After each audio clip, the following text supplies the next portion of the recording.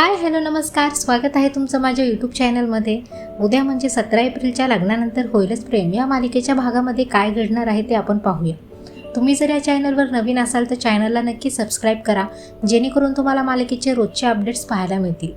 नंदिनीला unknown नंबरवरून call आलेला असतो. जीवा म्हणतो स्पीकरवर टाक. नंदिनी हॅलो म्हणते. किडनॅपरचा कॉल आलेला असतो. किडनॅपर म्हणतो ज्याच्यात शिरताय ते सैतानाचं घर बाय, वेळीच मागे व्हा. जीवा म्हणतो ओय हॅलो, कोण बोलतोय? किडनॅपर म्हणतो मास्टर.